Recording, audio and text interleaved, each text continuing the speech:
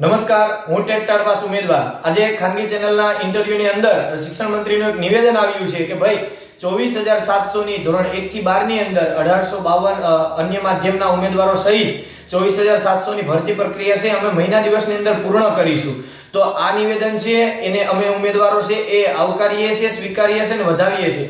પરંતુ શિક્ષણ મંત્રી સાહેબને અમે એ પણ કહી દઈએ, સાહેબ આજે ખુદ સ્વીકારે છે કે ભરતી પ્રક્રિયામાં થોડો વિલંબ થયો છે, પરંતુ મહિના દિવસની અંદર ભરતી પ્રક્રિયા પૂર્ણ કરી અને તમામ ઉમેદવારોને છે નિમણૂક પત્ર એનાયત કરવા જઈ રહ્યા છે. તો આ વાતને અમે વધાવીએ છીએ. ખૂબ જ સારી વસ્તુ છે, પરંતુ ભૂતકાળમાં પણ તમે વાયદાઓ અને તાઇફાઓ કરેલા હતા, એના ઉપર તમે ખોટા નીવડેલા હતા. તમે પેલા વાયદા ઉપર એમ કીધું કે ભાઈ દર 15 જૂને અમે કાયમી શિક્ષકની ભરતી કરીશું. 15 જૂન 2 વખત આવીને જતી રહી. ત્યાર પછી બીજો વાયદો તમે એવો આપ્યો તો ભાઈ દિવાળી પહેલા અમે કાયમી શિક્ષકની ભરતી પ્રક્રિયા પૂર્ણ કરીશું. દિવાળી પણ આવીને જતી રહી. ત્યાર પછી તમે એવું કીધું કે ભાઈ ડિસેમ્બરના અંત સુધીમાં કાયમી શિક્ષકની ભરતી કરીશું. ડિસેમ્બર પણ આવીને જતો રહ્યો.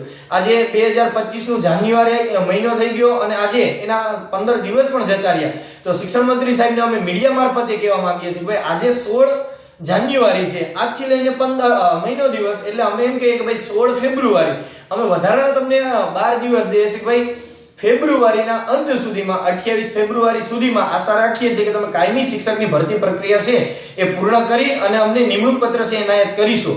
જો તમે આ કરેલા વાયદા ઉપર તમે ખોટા નીવડશો તો તમામ ઉમેદવારોને તમારા પર ભરોસો નહીં રહે અને ગુજરાતની તમામ જનતા છે એને એવું લાગશે કે ભાઈ શિક્ષણ મંત્રી છે એ પોતાના પદ ઉપર સસ્તી લોકપ્રિયતા માટે માત્ર ને માત્ર વાયદાઓ, માત્ર ને માત્ર લોલીપોપ જ આપે છે. એટલે જોજો જનતા અને ઉમેદવારો અને એના વાલીગણને અને શાળામાં રહેલા ભણતા વિદ્યાર્થીને એવું ન થાય કે ભાઈ શિક્ષણ મંત્રી તો માત્ર ને માત્ર સસ્તી લોકપ્રિયતા માટે વાયદાઓ આપે છે. એટલે ભૂતકાળમાં જે વાયદાઓ થયા એને આપણે ભૂલી જાય છે, પરંતુ આ વાયદા પર તમે ખરા ઉતરશો અને આજથી લઈ અને 1 મહિના દિવસ પછી તમે બધા જ ઉમેદવારોને છે એ નિમણૂક પત્ર એનાયત કરીશો. આશા રાખીએ છીએ કે તમારા બોલેલા શબ્દોનો છે ભાર ચોક્કસથી શિક્ષણ વિભાગમાં રહેશે અને એનું છે પાલન કરવામાં આવશે.